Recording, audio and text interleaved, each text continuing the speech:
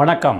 உலகெங்கும் சூரிய சக்தியை ஊக்குவிக்கும் IEA இன்வென்ஷனல் ஃபார் எனர்ஜி ஆல்டர்னேட்டிவ்ஸ் என்னும் மாற்று சக்தி கண்டுபிடிப்பு அமைப்பு இந்தியாவுக்கும் ஜப்பானுக்கும் இடையே ஏற்பட்டுள்ள அணுசக்தி ஒப்பந்தத்தை மிகவும் பாராட்டி இந்தியா சூரிய சக்தியை பெறுவதில் ஒரு பெரிய மைல்கல்லை தொட்டிருக்கிறது என்று புகழ்ந்துள்ளது. கூகுள் நிறுவனம் இந்தியாவில் உள்ள 100 ரயில்வே ஸ்டேஷன்களில் இலவச வைஃபை சேவையை அளிக்கப் போகிறது.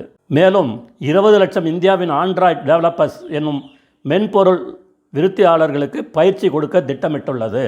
இதனால் வருங்காலத்தில் 20 லட்சம் இந்திய இளைஞர்களுக்கு வேலை கிடைக்கப் போகிறது. உலக வங்கி நமது மோடியின் கிளீன் இந்தியா என்னும் சுத்தமான இந்தியா திட்டத்தை வெகுவாக பாராட்டி அதற்காக $1.5 கோடி அதாவது சுமார் 100 கோடி ரூபாய் தன் பங்காக கொடுத்துள்ளது. வாழ்க பாரதம், வளர்க தமிழகம்.